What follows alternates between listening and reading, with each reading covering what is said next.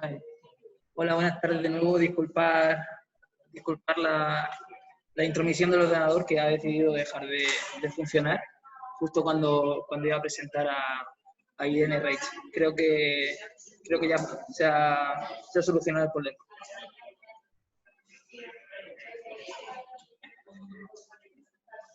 Bueno, perdonad, continuamos, ya está solucionado el problema. Voy a ponerte este.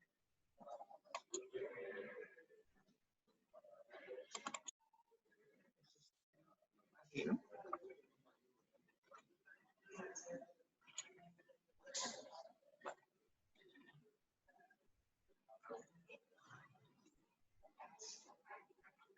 No, disculpad, problemas de... No sé qué ha pasado con el ordenador. Ha sido leer la carta y al final la carta era emotiva. El ordenador se la ha tomado con mucha tristeza la carta, pero bueno. Bueno, una vez solucionado el problema, voy a presentar a Irene Reich Alberola, arquitecta, compañera de promoción de la Escuela de Arquitectura de Valencia, que bueno, forma parte del estudio Carpe Studio, actualmente cooperativa, pero bueno, que inició sus andadas en la universidad. Yo me acuerdo de una jornada de Ciudad Sensible, no sé si ya en los últimos años de carrera, antes de comenzar el proyecto. 2013, o sea, un año antes de comenzar el proyecto. Y bueno, desde aquella clase de proyecto final de carrera con Íñigo Magro y con Mónica García, ya se veía Irene que bueno, que su trayectoria profesional iba encaminada un poco a estos pasos, la calderería y con todo lo que propusiste en aquel proyecto final de carrera. Bueno, voy a leer una pequeña introducción y ya le doy paso para que nos comente su experiencia con Pasa Pas Sabia. Irene Reich Alberola, arquitecta y urbanista por la Universidad Politécnica de Valencia. Desde 2012 forma parte del estudio de diseño, como bien he dicho, Carpe, donde trabaja e investiga sobre innovación ciudadana y transformación urbana. Desde 2016 forma parte de CivicWise, una red internacional que promueve procesos basados en la activación de la inteligencia colectiva para la mejora de territorios comunes. De manera colectiva desarrolla proyectos que a través de dinámicas de comunicación y gestión pretenden situar a las personas como protagonistas y motor del cambio de su entorno.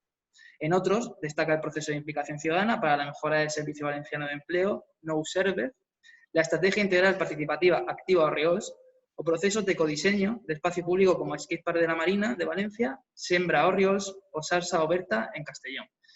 Bueno, sé de primera mano todos algunos de estos proyectos y son bastante interesantes que podríamos incluso contar aquí, pero bueno, en este sentido, hoy lo que vamos a hacer es conocer los pasos en Sabia, que Irene estuvo como coordinadora del proyecto, un proyecto de largo plazo y que ahora os irá contando. Así que nada, os dejo con Irene. Gracias.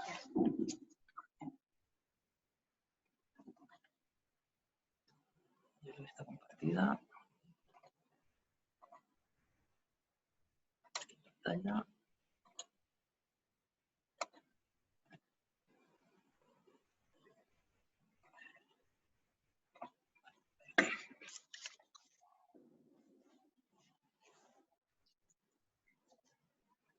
Bueno, pues antes que nada agradecer a Carlos por la invitación.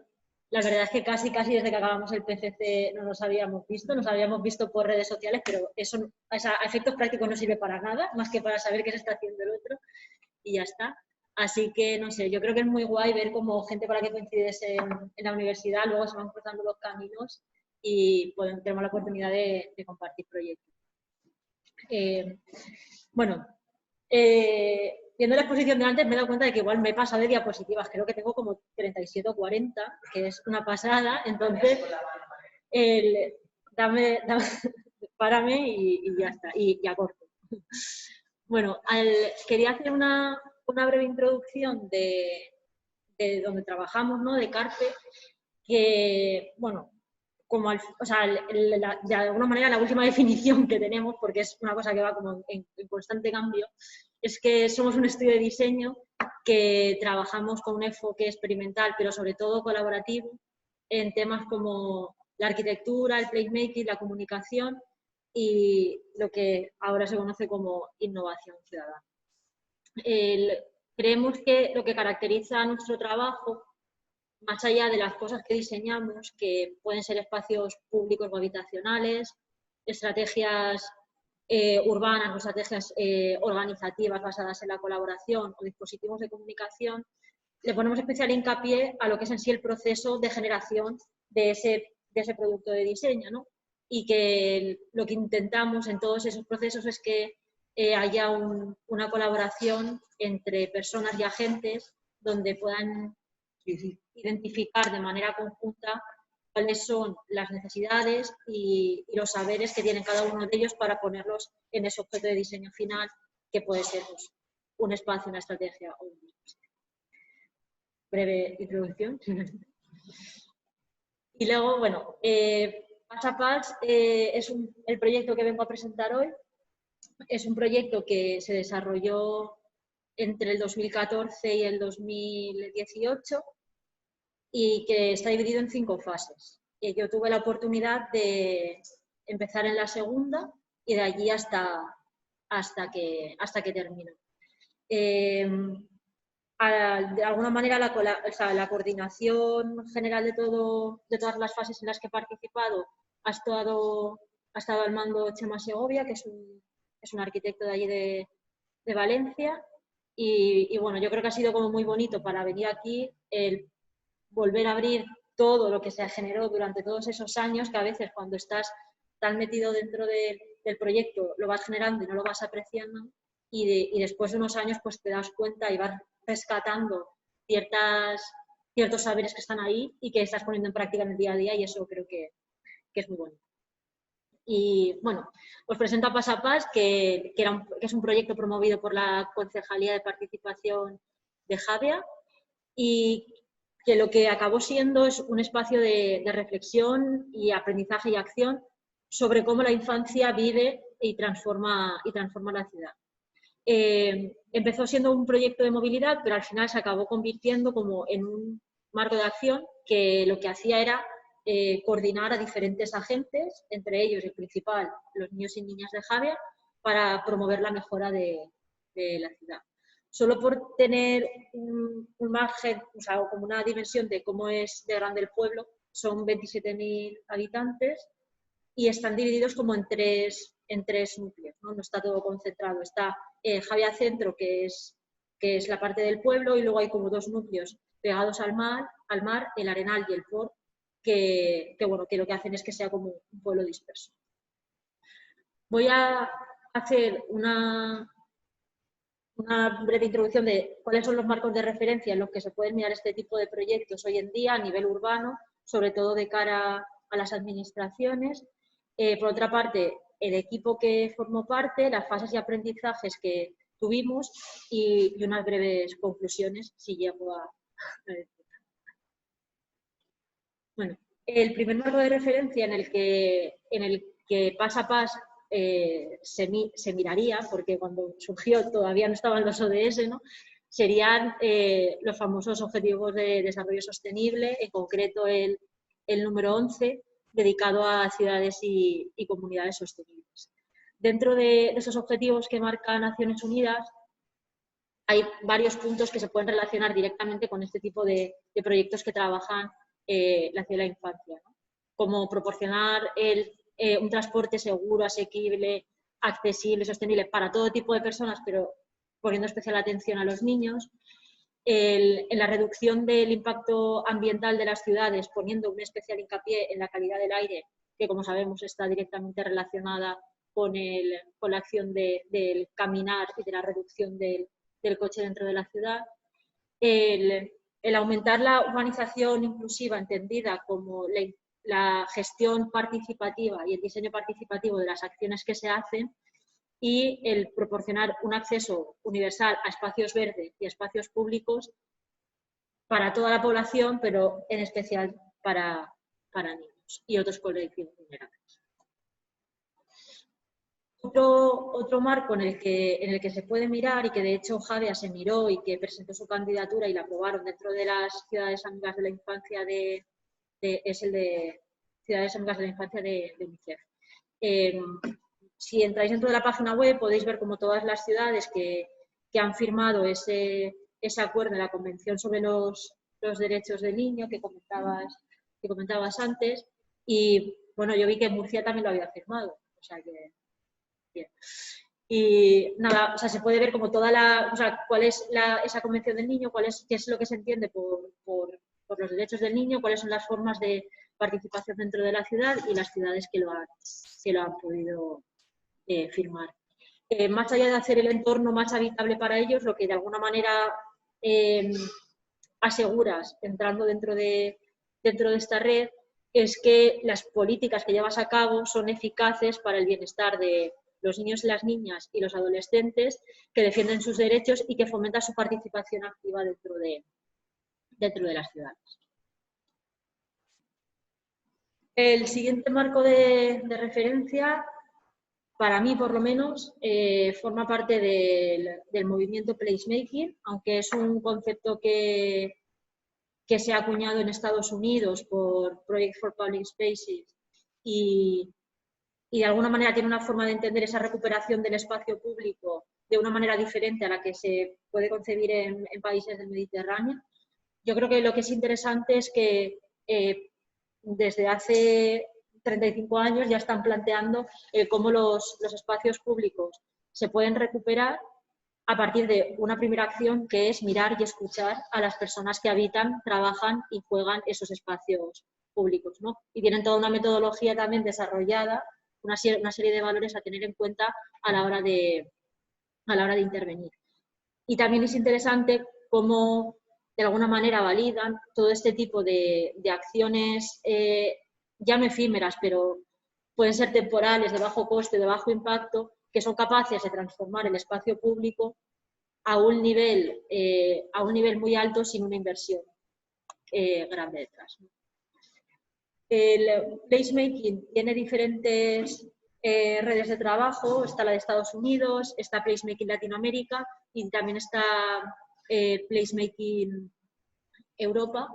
Y dentro de Placemaking Europa, si os metéis en su página web, hay kits de intervenciones sobre el espacio público.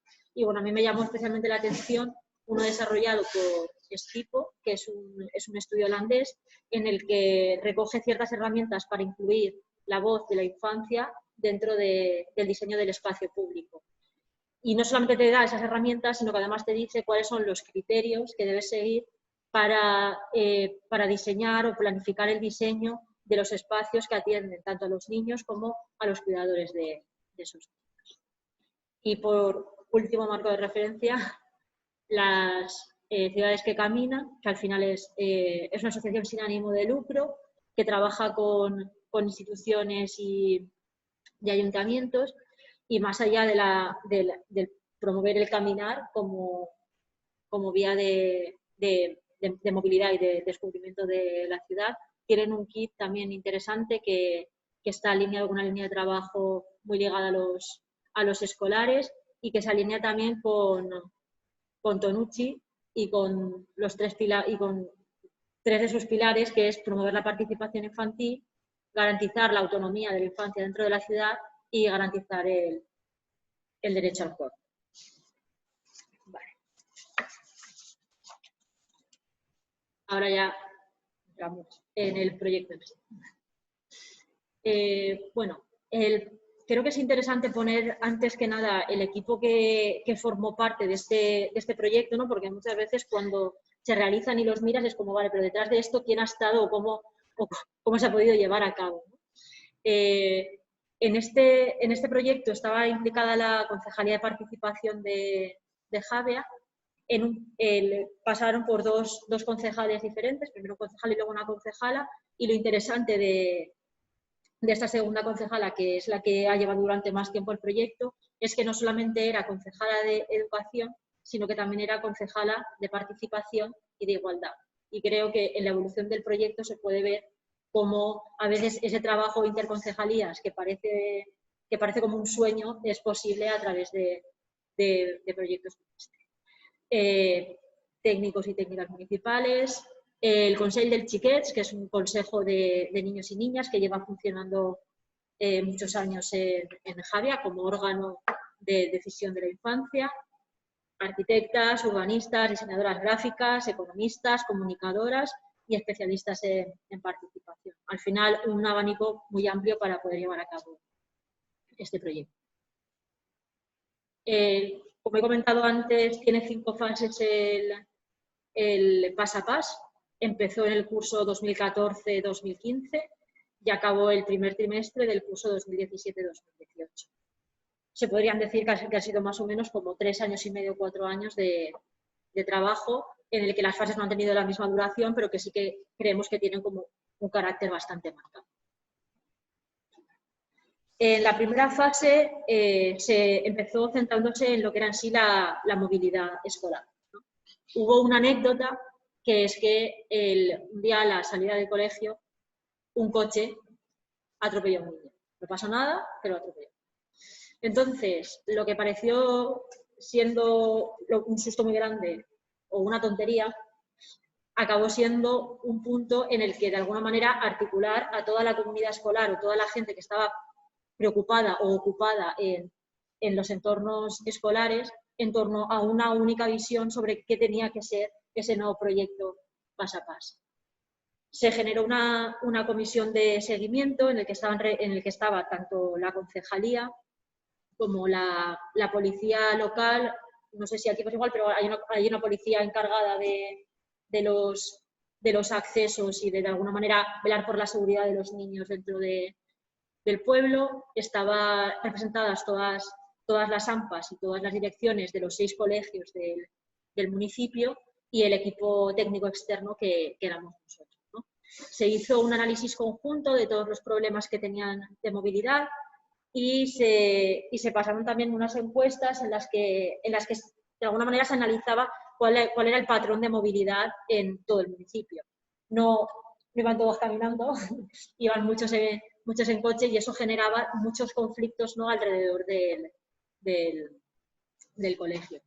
Lo que se acaba trabajando es como un análisis más técnico en el que aquí, como podéis ver, los tres núcleos del municipio, donde se delimitan ámbitos de actuación y las posibles conexiones que pueden existir entre esos diferentes ámbitos y se presentan. Hasta ahora como una propuesta bastante técnica o común dentro de lo que puede ser como un proyecto de urbanístico. Para acabar esta primera fase se plantea una acción inspirada en las que se hace en el Parking Day, de conquistar un espacio de aparcamiento para reconvertirlo en un espacio de uso. ¿Qué es lo que pasó ese día? Que nunca se había hecho en el pueblo, que era cortar una calle para que los niños pudieran jugar de manera libre y se pudiera sustituir uno de los coches que estaba aparcado por un banco que la propia asociación de madres y padres del colegio se encargó de instalar, ¿no? Lo que en un principio parecía como una acción de celebración del fin de una primera fase, fue un momento muy simbólico, ya no solamente por ver cómo se apropiaban del espacio público, sino porque a ese primer banco le siguió un segundo y le siguieron unas jardineras y le siguió un cuidado de toda una comunidad ligada al colegio del POR, que en un principio no estaba planificada y creo que de manera planificada no hubiera salido, ¿no? Y yo creo que tiene que ver mucho con ese trabajar al principio, con esa visión común de qué es lo que queremos que sea este espacio. Los aprendizajes que se pudieron extraer de esa primera fase era que el objetivo en el que se tenía que centrar todo el proyecto no era la seguridad, que era lo que en un principio había provocado esa activación del proyecto, sino la autonomía de la infancia dentro de la ciudad y que, por tanto, no se debía proteger al niño, sino que lo que se debía hacer era una ciudad apta para que, sobre todo, los niños pudieran ir de manera libre por la ciudad. También se sacó como aprendizaje los colegios como potenciadores de espacios de participación y proximidad, ¿no? Al final son espacios muy diversos a los que la infancia tiene que ir sí o sí y acaban aglutinando a adultos que son como los niños, muy diversos y que y que pueden enriquecer muchísimo los proyectos de participación. Luego estaba el tema de, cuando nos referimos a generar las condiciones adecuadas, es al poder disponer de diferentes herramientas y diferentes acciones para que cada persona que formara parte del proyecto pudiera verse útil, ¿no? O sea, tanto el análisis técnico como la acción urbana, cualquiera de estas dos partes eran igual de importantes. Pero nos preguntábamos dónde habían estado los niños y las niñas para planificar todo esto, ¿no? O para diseñar todo esto. ¿Cuál había sido su participación? Entonces, en la siguiente fase se decidió introducir de manera premeditada la participación activa de los niños y niñas en el proyecto. De alguna manera, se puede decir que los dejamos de ver como una ciudadanía del futuro, ¿no? En la que tienes que planificar para que en un futuro ellos puedan hacer, como para entenderlos como una ciudadanía activa del presente, en la que pueden formar parte de espacios de decisión y formar parte de la construcción de la ciudad. Lo que hicimos fue diseñar una metodología que se llamaba Cómo se hace la ciudad y que se probó a través de 4 sesiones en horario extraescolar, ahora ya no teniendo en cuenta el consejo de los niños y las niñas, sino abriendo la participación a todos los colegios. Se limitó a 25 por temas de aforo, pero bueno, luego había otras actividades didácticas, ¿no? En las que de alguna manera estos niños hacían de altavoces dentro de sus propios colegios y podían desarrollar dentro del ámbito del colegio. Alrededor de diferentes actividades, como puede ser una gincana, una maqueta de reconocimiento de la ciudad, pudieron conocer cuál es el entorno en el que habitan día a día. Era bastante interesante en la sesión que se llamaba ¿Cómo se hace la ciudad?, que cuando les planteamos esa pregunta por primera vez, contestaron de manera muy rotunda: la ciudad la hace el alcalde, ¿no? Entonces, esa manera de entender que yo no tengo ningún papel dentro de todo esto que está pasando fue como bastante simbólico a la hora de entender su papel. Bueno, después de esas diferentes actividades, lo que les propusimos fue la construcción participativa de la señalética que iba a identificar el proyecto para construir en un futuro unos caminos escolares. Estas señales no son unas señales al uso, son unas señales que tenían unas formas geométricas y que ellos mismos pudieron pintar y componer. Con la única regla era que se pudiera leer pas a pas para que se pudiera identificar con el proyecto que se había diseñado. De esta segunda fase, lo que de alguna manera los aprendizajes que sacábamos, pues lo que comentaba, ¿no? El contar con los niños y las niñas como personas activas y presentes que están ahí, que tienen mucho que decir en torno a la ciudad a la que habitan, y que por lo tanto para poder ejercer como ciudadanía tienen que conocer el entorno en el que se encuentran. Las personas adultas podemos tener ciertos recursos para poder conocerlas, pero creemos que es importante que desde muy pequeños puedan entender cómo se genera la ciudad y cuál es el papel que pueden tener en ellas. Y creemos que es súper importante, y creíamos ahí que es súper importante darle visibilidad a los niños y las niñas en la esfera pública. Todas las actividades que se hicieron, excepto algunas puntuales y demás, se hacían todas en el espacio público, ¿no? Era importante que se viera, que preguntaran qué es lo que hacían esos niños por la calle, en qué estaban trabajando y el resto de los vecinos cómo podían formar parte. Vale, en la tercera fase se pone en marcha el Pedibus, que básicamente es ir andando al colegio los viernes con los amigos de mi clase, ¿vale? Una vez al mes. Esta acción que parecía como muy tonta, o que, no sé, o sea, ligándola un poco con el tema de caminos seguros, ¿no?, que han estado trabajando y otros, parecía como natural que naciera dentro del proyecto, porque es un camino que tienes que hacer hacia el colegio, pero nos dimos cuenta que era como un espacio aglutinador de niños que no sabíamos exactamente por qué le ponían especial ilusión a este momento de la semana, ¿no? Lo que estuvimos trabajando fue como una primera organización inicial en la que trazamos junto con los otros agentes las rutas, o sea, los puntos de encuentro donde se quedaban y las rutas hasta los colegios, y empezaron a hacerse responsables de manera voluntaria, mayoritariamente madres de los niños y las niñas que iban al colegio. También empezamos a trabajar para poder visibilizar un poco cuál es esa actividad que se estaba haciendo, cuáles eran los elementos identificativos que debían llevar esos niños a la hora de mostrarse. Como veis aquí, estábamos bastante en contra del tema chalecos reflectantes, vamos agarrados con un cordel, vamos escoltados por la policía.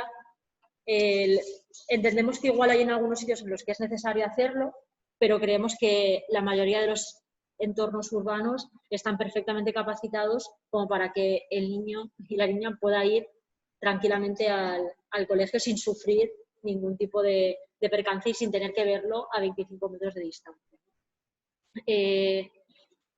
Nos dimos también cuenta que el pedibús no era una solución práctica. No se llegaba antes al colegio, había que madrugar más, había que quedar antes, pero todas las madres nos comentaban que los niños era el día que antes se levantaban, con más ilusión iban y que incluso achuchaban más, ¿no?, para salir antes de casa y poder verse con sus amigos, ese momento de comunitario, ¿no?, de antes de entrar al colegio y no simplemente llegar con el coche, sacar al niño y tirar para adelante, ¿no? Era como un momento muy bonito y que no lo habíamos previsto. Otra cosa también interesante que pasó ligada al pedibús es que nos dimos cuenta que si los niños recorrían la ciudad estaría bien tener ciertos espacios que fueran espacios amigos de ese recorrido, ¿no?, de ese pedibús. Y lo que conseguimos es que diferentes comercios locales que a esa hora estaban abiertos pudieran tener una pequeña identificación y su función era básicamente observar como cuidadores de la ruta, de que todo sucediera con normalidad, y los niños sabían que si veían la pegatina que llevaban pegada con ellos en un sitio, podían entrar por si en algún momento no se sentían seguros dentro de la calle.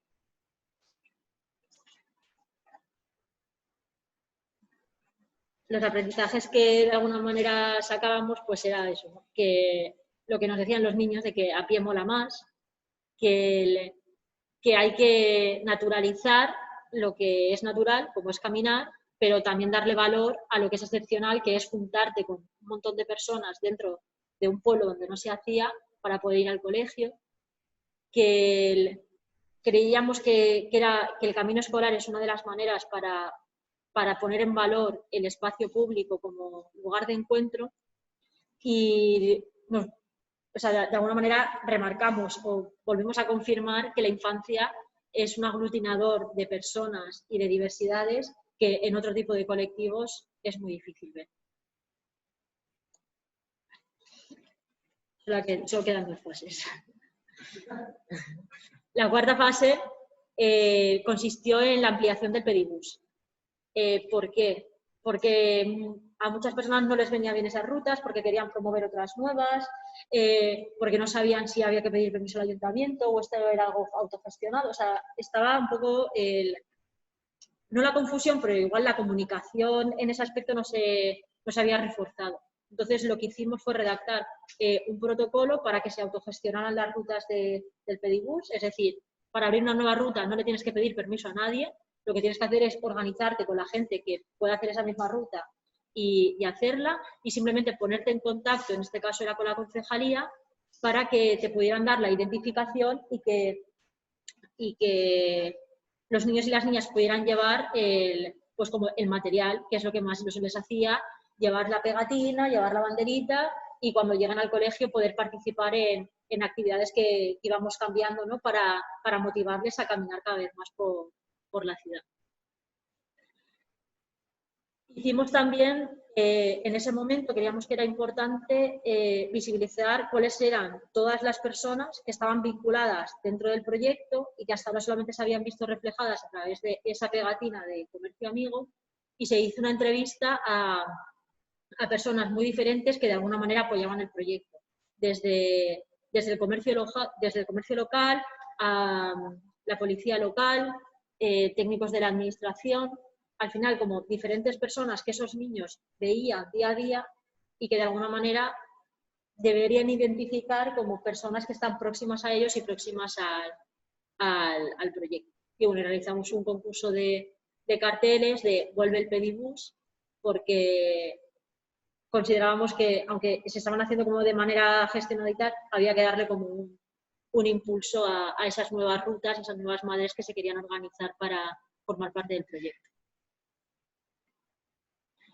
También se probó una primera unidad didáctica para los colegios, en la que esta iba más destinada a entender cuál era el entorno del colegio, cuáles eran los elementos que no nos gustaban de ese entorno del colegio y con ciertas herramientas muy sencillas de diseño poder entender ese espacio que se estaba ocupando, cómo se podía reconvertir en un espacio pues como más amable para ellos. Ya en esta cuarta fase, lo hablábamos antes, ¿no? O sea, lo necesario que es poder contar con estos tiempos largos, ya después de 3 años, ¿no?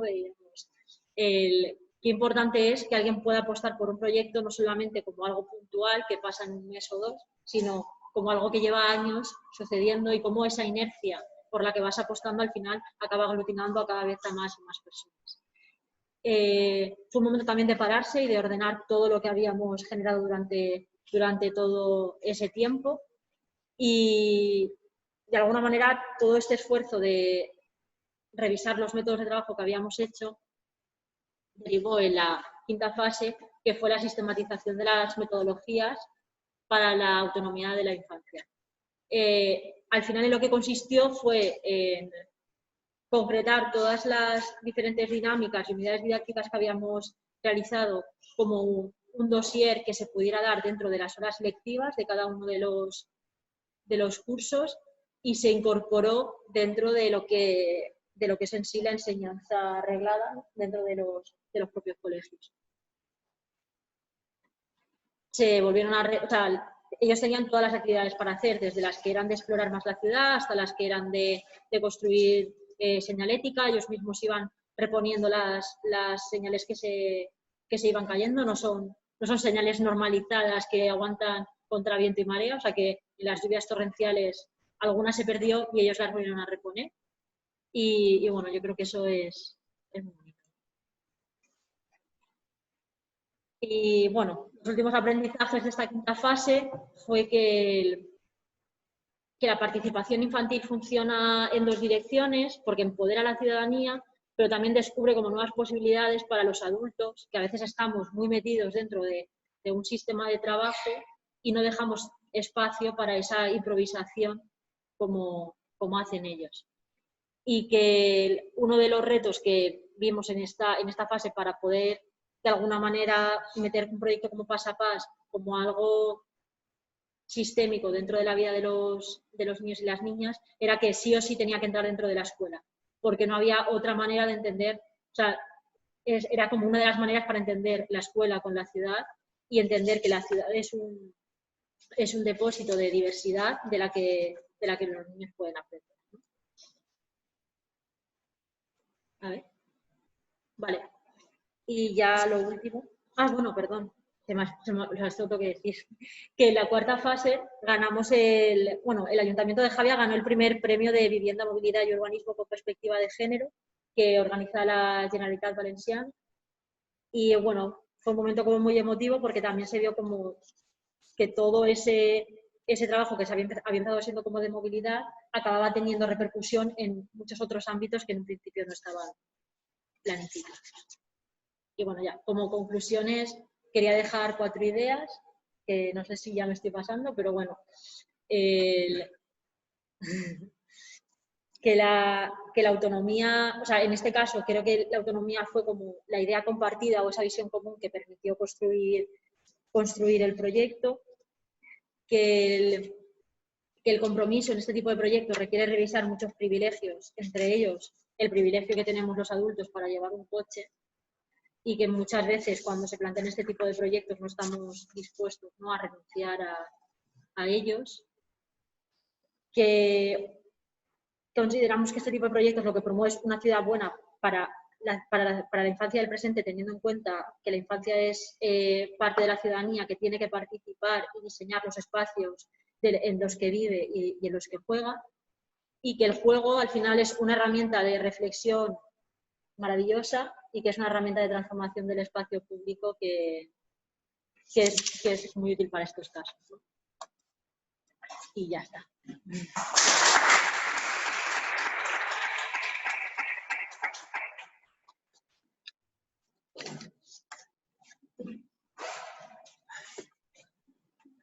Bueno, muchas gracias, Irene. Creo que con estas últimas frases creo que pueden ser el comienzo de la mesa de debate. Voy a dejar de compartir pantalla un segundo. Y vamos a...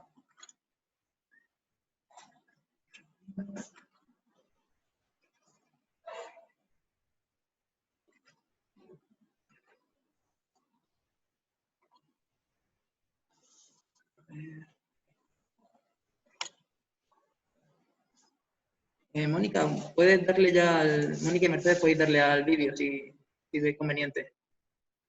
El audio. Hola, ¿qué tal? ¿Cómo estáis? Hola a todos, buenas tardes. Hola, un saludo a todos.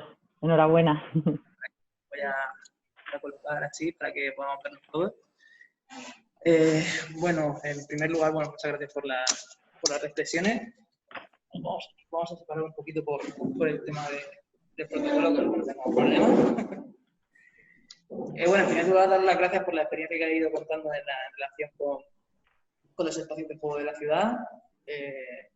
El juego como herramienta de transformación, creo que esa puede ser la premisa para comenzar esta pequeña mesa redonda que podemos estar media horita charlando hasta que nos echen de aquí, que ya me dirá Mame, como siempre, la tengo ya al fondo vigilando, o sea que vamos a charlar un poquito. Y bueno, quería dar la bienvenida a Mercedes Rodés Torras, que es la directora general de Compan España y colaboradores de estas jornadas, y a Mónica Valdebal Roca, diseñadora de Compan España. Entonces quería daros las gracias por entrar en esta mesa redonda y por querer participar y dar voz a vuestra idea del juego en estas jornadas.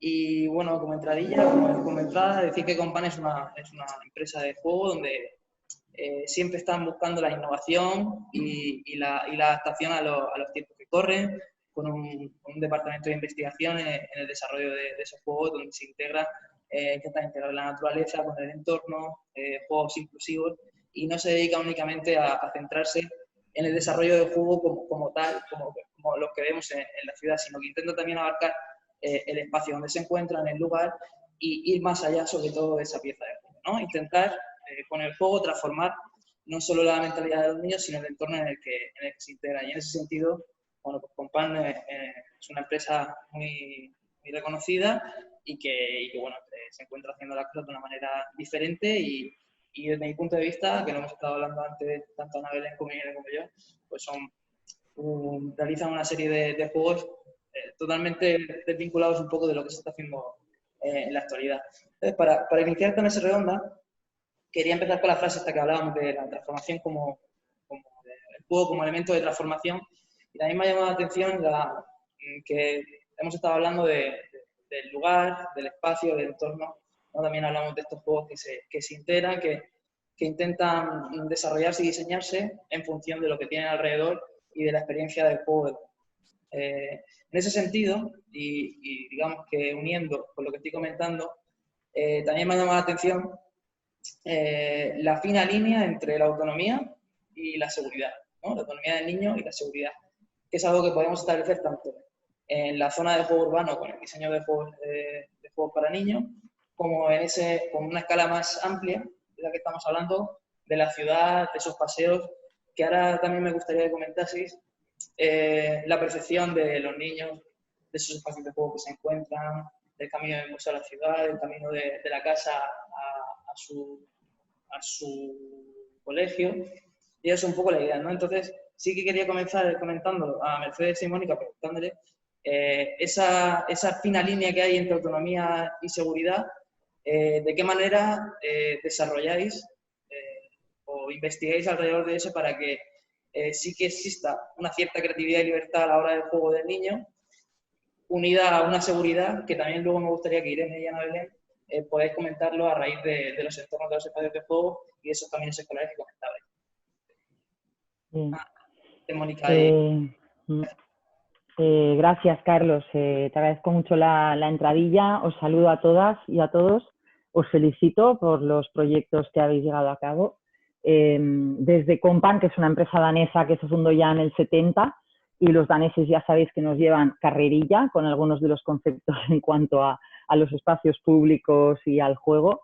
Nos congratulamos de una de las frases que decía en la primera presentación, ¿no? Que gastemos más tiempo en preguntarnos que en responder, y que nos estemos haciendo estas preguntas respecto a cómo mejorar los espacios para que sean ciudades más jugables y para que los niños sean ciudadanos de pleno derecho y tengan voz. Para nosotros es un motivo de fiesta y celebración. Es decir, nos gusta participar en estas jornadas porque realmente aplaudimos todas las reflexiones, todas las preguntas, todo el compartir con los niños cómo viven ellos la ciudad y cómo les gustaría que fuera, ¿no?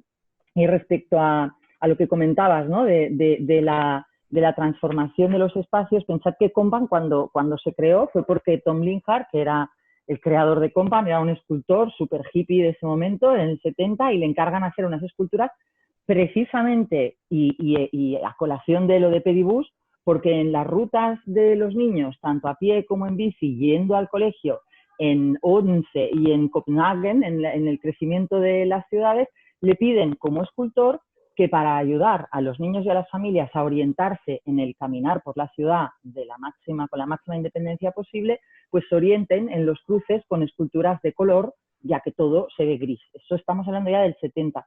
Y cuando Tom Linhart hace estas esculturas, pues se da cuenta que los niños de camino al cole se suben encima y las juegan y las disfrutan, y encuentra en esos recorridos un valor añadido al subirse, escalar, ver desde arriba, ver desde abajo, comprender el espacio, la propiocepción del propio cuerpo respecto al espacio, el reto, todo eso que forma parte del juego, ¿no? Y es ahí donde este escultor super hippie dice, pues además de esculturas voy a hacer que sean jugables y voy a dedicarme a mejorar los espacios y hacerlos jugables, ¿no? Eso como primer punto de unión, ¿no? de lo que es Compan y de lo que intentamos hacer respecto a estas experiencias y estos proyectos tan chulos que se han llevado a cabo. Hay una reflexión de la primera presentación de Tonucci, ¿no? que la ciudad debe permitir más que ofrecer, ¿no? Y claro, eso va muy a colación, y luego si quieres hablamos un poco más, ¿no? Respecto a la seguridad y a las limitaciones que eso tiene, ¿no? Para inventar juegos y experiencias. Es verdad, pero permitiendo el juego hay algunos límites que nos marcan las normativas que hoy por hoy restringen un poco la plena libertad, ¿no? Eso es cierto. Y otra gran cosa de Tonucci, ¿no? Que cuánto aprende un niño mientras juega es algo que no tiene límite y que el adulto no se puede ni dar cuenta, ¿eh? Y yo me callo un poco para escuchar a los demás, ¿no? Pero sí que es verdad que nos gusta la reflexión de que los espacios en la ciudad a veces queremos que sean jugables, pero solo para los pequeñitos, o solo para que nosotros arquitectos o nosotros pedagogos, o sea, que nosotros adultos pensemos lo que es divertido y chulo para jugar, ¿no? Y lo es, y muchas cosas lo son, pero a veces nos imaginamos el niño de entre 2 y 4 años. ¿Y qué ocurre con la chavala de 10 años que ya no le apetece hacer según qué? O el chaval de 12, que si no va a estar con la Play, tenemos que encontrar retos para ellos también, ¿no? Y nos guste, más o menos, tiene mucho que ver con la actividad física y la adrenalina.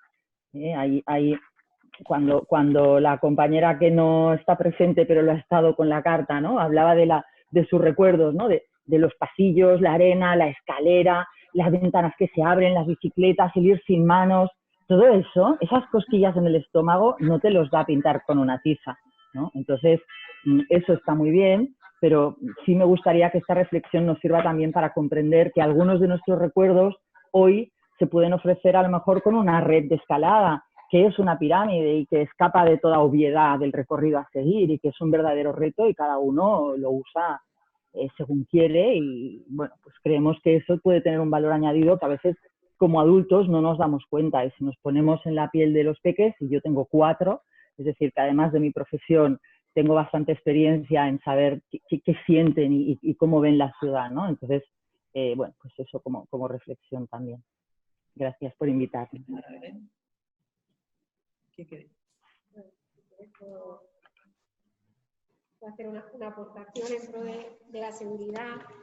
Algo que hacíamos, o que también habla Tonucci, de que si cualquiera cierra los ojos y piensa en un lugar en el que fue feliz en la infancia, nunca estaba con sus padres.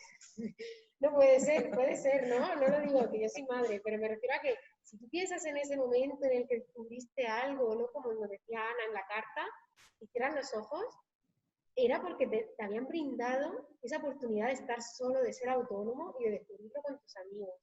Entonces aquí es una llamada casi al sentido común de resituarnos en la sociedad, pero frente a muchos temas. Uno de ellos es la infancia. Yo creo que para ofrecerle a esa infancia un poco el entorno que nosotros tuvimos, nos queda como hacer ese ejercicio propio de decir, ¿en serio es tan peligroso?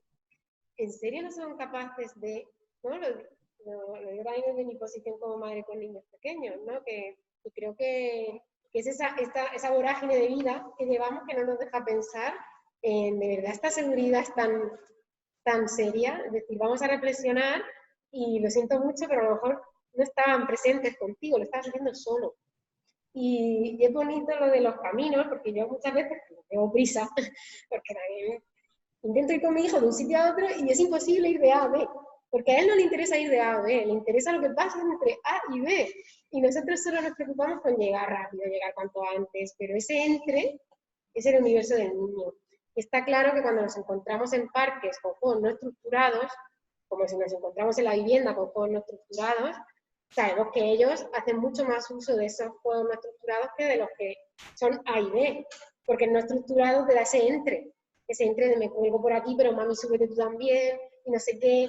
Y es eso, es cuando vas a un parque, a lo mejor hay cosas muy estructuradas, lo que quieren es salirse, y lo que quieren es, entonces también es saber para quién está diseñado ese juego. ¿Está diseñado para que los padres estén tranquilos?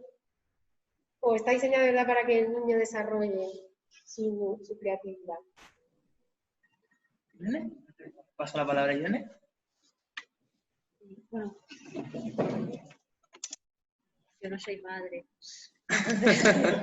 Entonces, no, pero que igual mi enfoque, o sea, yo lo entiendo más como que el juego debería permitirse a nivel de modelo de ciudad, ¿no? Como que creo que los espacios de esparcimiento son súper importantes porque al final son como grandes espacios en los que se puede jugar, en los que haya juegos más estructurados o menos.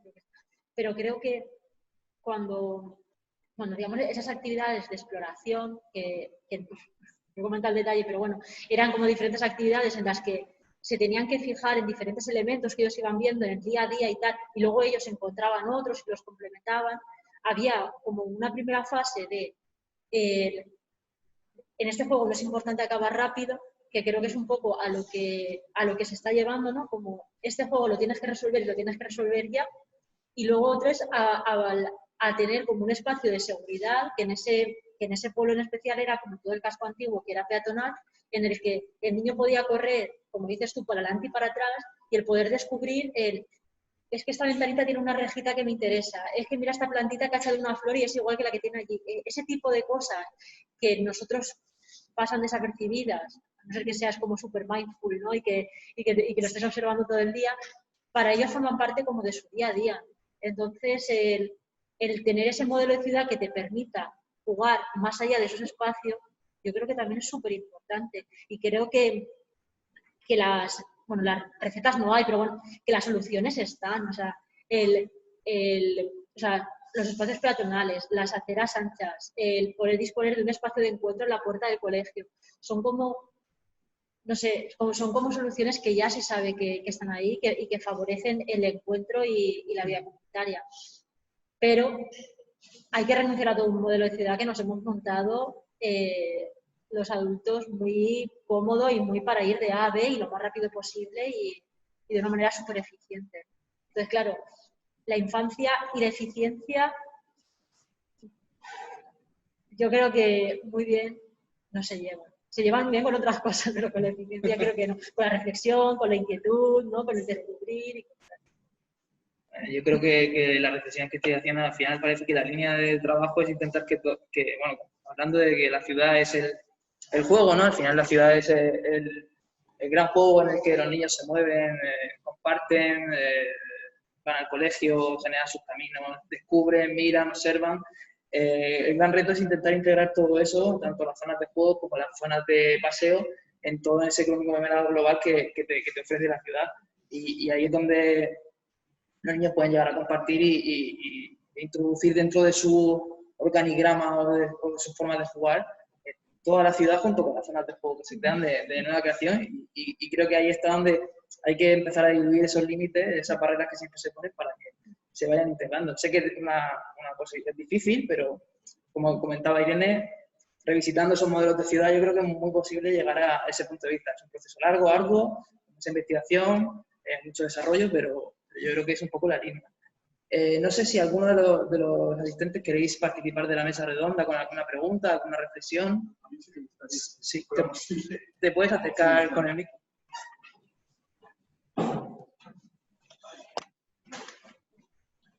Buenas tardes.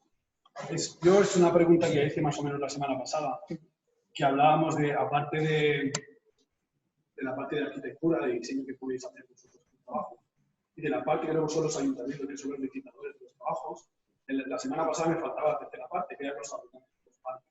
Hoy tenemos a los fabricantes de parques, tenemos uno de los mejores Compan, y me gustaría saber cómo ellos, con todo lo que hemos hablado hoy, lo hablamos la semana pasada, cómo ellos como empresa diseñadora de parques se ven capaces de poder transformar el entorno como estábamos hablando. Sabemos que los parques como tal, desde que empezaron los parques como una evolución hoy en día, el tipo de juego está muy encasillado, muy estandarizado. Estamos hablando de abrir espacios, de que los niños puedan jugar libremente, cómo Compan o cómo ellos pueden ver esa adaptación y cómo ellos se ven capaces de transmitir esa información a los que tienen que visitar los parques para que realmente ese tipo de transformación pueda surgir o pueda ser viable dentro de la ciudad. Gracias. Mercedes, Mónica, creo que esta pregunta va para vosotras, ¿eh? Sí. Bueno, si queréis respondo la pregunta como diseñadora. Hola a todos y gracias otra vez y enhorabuena por todos los proyectos. Bueno, al final, yo como diseñadora lo que intento es ponerme como en la primera exposición que ha hecho Ana Belén, en la piel de los niños, y es una parte muy divertida. Cómo van a hacer esos recorridos, cómo lo van a explorar, qué van a pensar, qué situaciones pueden emular. Y todo esto, como decía, que no he escuchado el asistente, ¿cómo se llamaba? Que ha hecho la pregunta. Ferran Bruguera. Ferran Bruguera. De cómo nosotros planteamos este nuevo paradigma, ¿no?, para diseñar los parques. Al final tenemos claro que queremos este contacto con la naturaleza, que esté rodeado de verde, que los niños puedan experimentar con las diferentes texturas, con los materiales, con las arenas, con todo lo que les rodea, con las texturas de los propios elementos y las relaciones sociales que se crean, cómo interactúan entre ellos. Y simplemente ponerlo, o sea, lo que tenemos claro es que tiene que haber un factor wow que sorprenda a los niños y también a los padres, y que estés caminando por este paseo rutinario y digas, hey, atención, ahí hay algo que me llama la atención por colores, porque se mueven, porque ¿qué pasa allí? Después la necesidad esta de quedarse, de que los niños se quieran pasar horas y horas con estos retos, con estas actividades físicas, este desgaste, esta motivación tanto física como cognitiva, ¿no? Y Y por último, el desenvoluparse y el volver, el querer volver a ese parque, porque esos retos, esa red que no pude escalar el otro día, hoy lo voy a poder hacer. Y todo esto junto, mezclado, es lo que intentamos plantear tanto a la administración pública que saque concursos o plantee nuevas áreas de juego o al sector privado también. Los niños no quieren esta casita típica que ya suben, bajan por el tobogán y ya está. Y el emular de que estoy en mi casa, pues ya está muy visto. Quieren otros retos, otras formas diferentes. Que el propio elemento se pueda ver, se pueda escuchar, se pueda tocar y se pueda jugar desde diferentes puntos de vista, diferentes formas, y hasta ellos inventarse, o sea, los adultos que hemos inventado esto,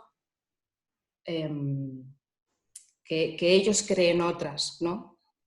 No sé si me he hecho un lío, si me habéis entendido, no lo sé, pero la idea está ahí. ¿Queréis compartir algo de esta reflexión? Yo les quería preguntar simplemente, soy Irene,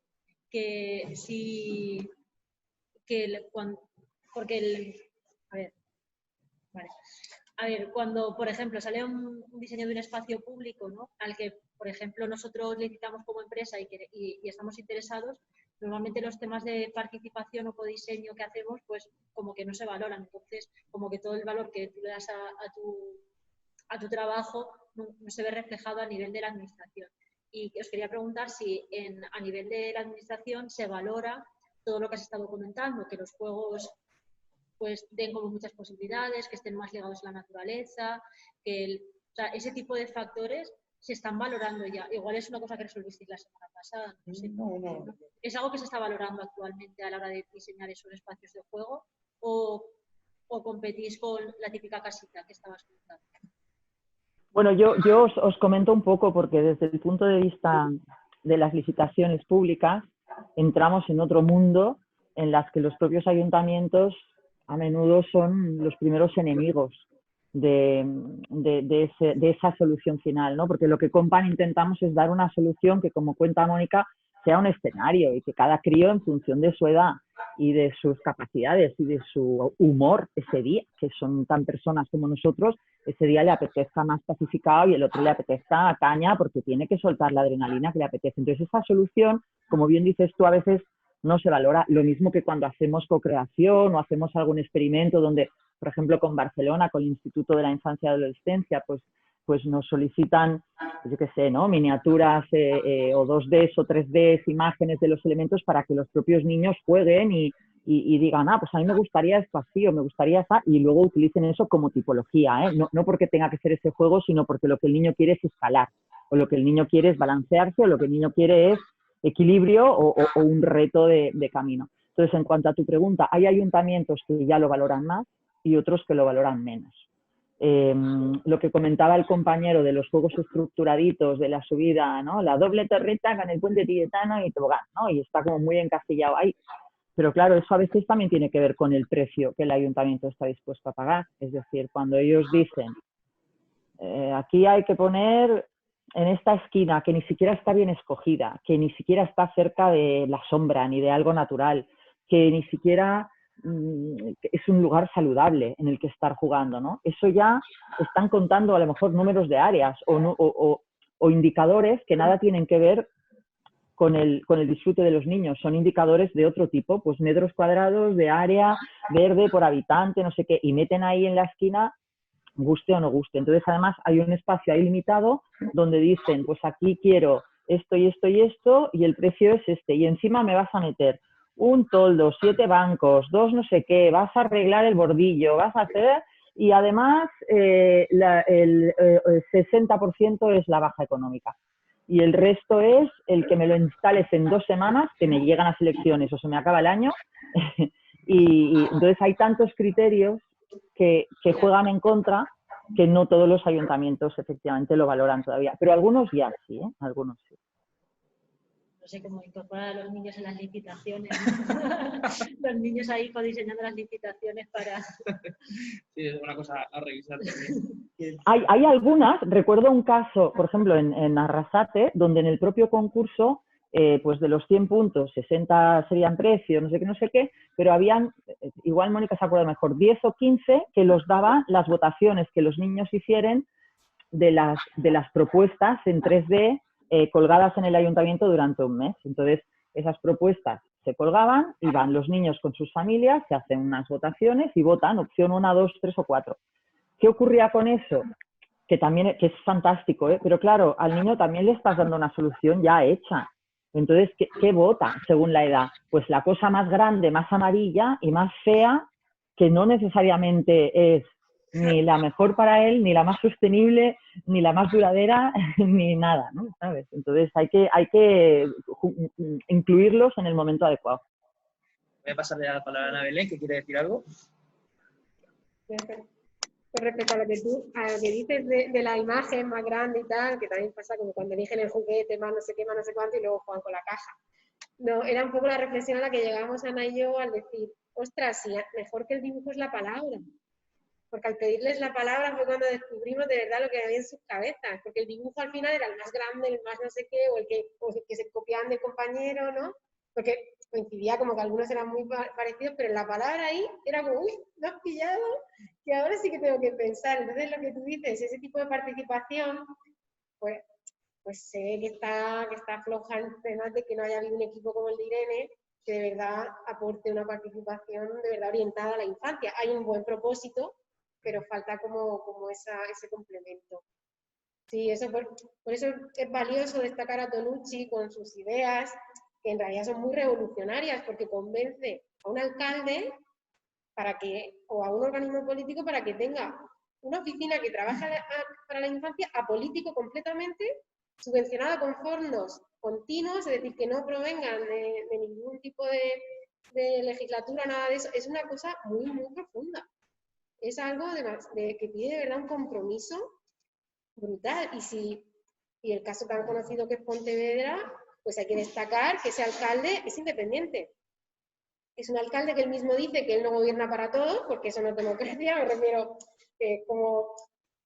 y él se ha tenido que pelear con toda la ciudad, por lo menos en las conferencias que he visto de él, dice que se ha peleado con toda la ciudad, pero que al final toda la ciudad ha dicho, ostras, pues tenías razón, después de estar no sé cuántos años ha estado luchando por conseguir esa Pontevedra. Para Pontevedra todas las familias jóvenes quieren vivir allí y todos los pequeños comercios están encantados, es decir, pero eso viene, como decía Irene, de una apuesta en el tiempo, de un compromiso y de un rebajarse a tener que decirle a un montón de personas que no pasen con su coche por esa calle. Eso es algo revolucionario para los días que vivimos.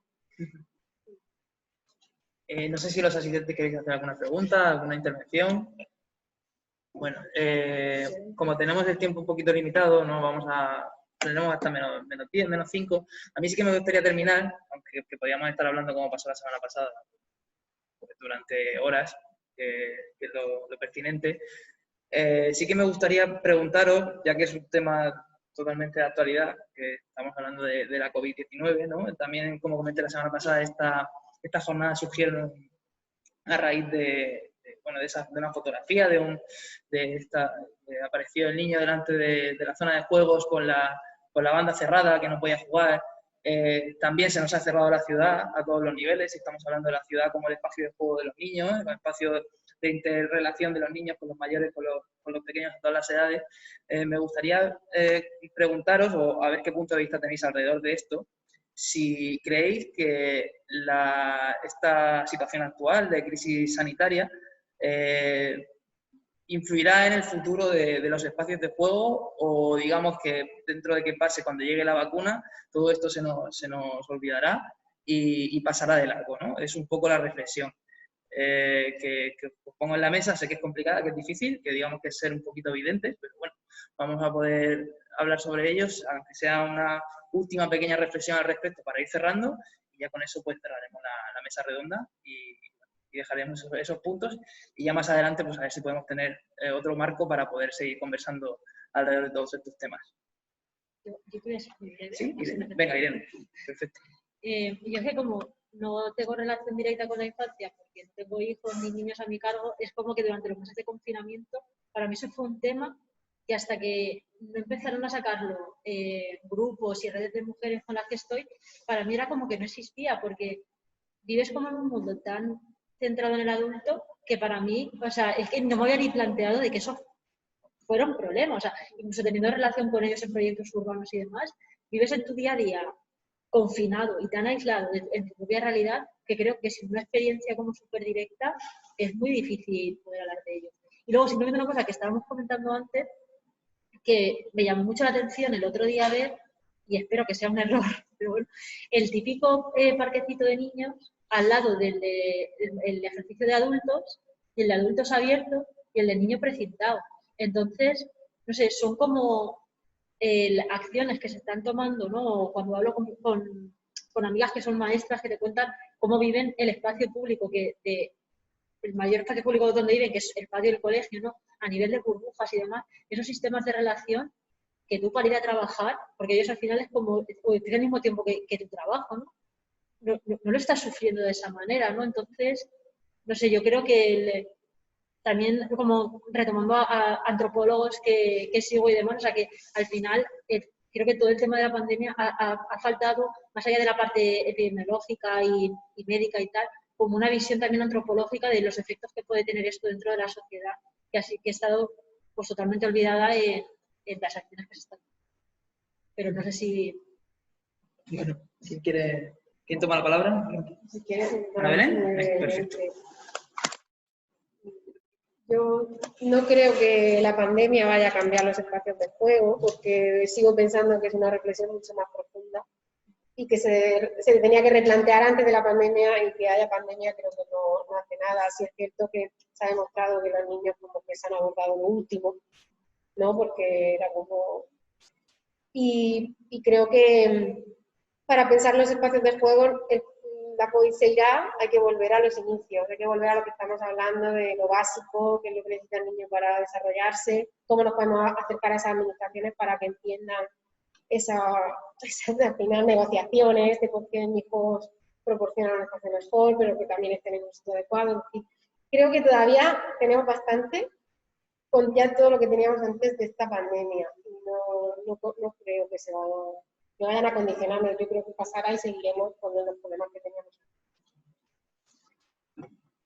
Mercedes, Mónica, si queréis intervenir al respecto. Sí, bueno, muy breve. Yo creo que ya en la convergencia hacia los objetivos de desarrollo sostenible, ya el 11 y ya la defensa de los derechos al juego del niño, ya las recomendaciones de la Organización Mundial de la Salud respecto a la importancia de la actividad física, ya el desarrollo de la infraestructura verde, la comprensión de la necesidad de conectar con la naturaleza. Todo eso son cosas que nos van a llevar seguro a la mejora de los espacios públicos y a hacer ciudades más jugables.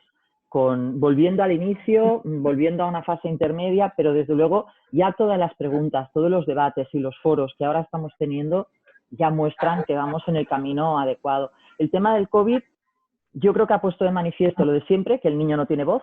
Es decir, como no tiene voz, pues como con los espacios públicos, pues igual, o sea, no se ha velado ni por su salud física ni mental en el encierro, y los adultos hemos buscado, unos con más o menor éxito, pero hemos buscado nuestras formas de superar la situación, pero los niños realmente se les ha puesto complicado. Y por otro lado, también hemos aprendido a dar muchísimo valor a la cercanía, a nuestra comunidad, a los vecinos, a los espacios, a disfrutar de la calle, a que la calle esté cerrada, a los que tenemos suerte de que a pesar de vivir en urbes muy densas y pobladas, pues nos hayan puesto zonas más peatonales, que hayamos podido sacar el patinete, la bici, el cubo, la pala, y lo que hemos podido, eso ha sido muy importante, y creo que para todos nosotros nos va a hacer reflexionar y va a conseguir que mejoremos un poco más los espacios públicos, porque eso, lo que comentabais, ¿no? De la dificultad de convencer a los decisores de la importancia de todo eso, de que existan expertos, pedagogos, arquitectos, creadores, fabricantes y diseñadores de soluciones, que por favor tengamos en el centro al crío, a la niña, al niño, al adolescente, que todavía tiene menos voz que todos los demás, ¿no? Entonces, yo creo que sí nos va a ayudar en ese sentido, a pesar de todo. No sé, Mónica, si quieres añadir más. Bueno, creo que, como comentaba Ana Belén, no será un antes y un después muy evidente, porque esto va como a largo plazo, pero sí que creo, como Mercedes, que será más a nivel local, de tener más en cuenta pues la zona que tengo debajo de casa, las relaciones que tenemos, ya no tanto como parques infantiles en sí, sino todos los elementos de la ciudad, que eso es lo importante. Y bueno, también hemos visto que los niños tienen mucha capacidad de aprendizaje, eso ya lo sabíamos, y de adaptabilidad, pero lo que sí que no debemos permitir es que se queden con este distanciamiento y con este individualismo, porque al final lo que nos hace más fuertes es estar todos juntitos y hacer sociedad. Y nada más. Muchísimas gracias por estas últimas reflexiones. Ya nos van a cerrar aquí en los Molinos del Río, como pasó en la otra jornada. Es hora de ir a nuestras casas. Además, aquí tenemos también un toque de queda dentro de un ratico a las 11. O sea que no vamos a ir corriendo. Mejor Ana Belén un poquito más, que está en Puerto Lumbreras, pero bueno, el resto vamos a ir a nuestras casas. Y simplemente terminar esta mesa redonda con una frase de Francesco Tonucci, que creo que resume un poco todo lo que hemos estado hablando, ¿no? La típica viñeta esta que aparece de Francesco Tonucci, que pone: alcalde, lo que nosotros queremos en la ciudad, ¿no? Al final eso es un poco lo que resume todo lo que, de manera muy sintética, lógicamente. Esto tiene un marco de reflexión muy amplio, pero creo que resume a la perfección lo que han sido estas conversaciones, tanto las anteriores del día 5 como las de hoy, en el que se han puesto encima sobre la mesa una serie de temas que, como bien habéis comentado, creo que la COVID-19 ha puesto también un poquito ha sacado un poco las vergüenzas en ese sentido de la ciudad con la situación que hemos vivido actualmente. Así que nada, solo me queda daros las gracias a todos los asistentes por venir, a vosotras, Ana Belén y a Irene, por vuestras conversaciones, que han sido súper interesantes, de las que más tarde sacaremos las conclusiones, y por supuesto a Mercedes y a Mónica por aparecer aquí y formar parte de esta mesa redonda o esa mesa de reflexiones, porque esperemos que se sigan repitiendo aquí en la ciudad de Murcia, y las próximas de manera presencial, por supuesto, y que también podamos enseñaros cómo está nuestra ciudad en relación con la infancia. Así que muchísimas gracias y quedamos emplazados a las siguientes jornadas que podamos hacer y a la exposición de resultados que tendremos el día 20 del workshop que estamos desarrollando de manera paralela. Así que nada, muchas gracias a todos y hasta la próxima. Muchas gracias a vosotros y a vosotras. Muchas gracias. Buenas noches. Buenas noches. Chao.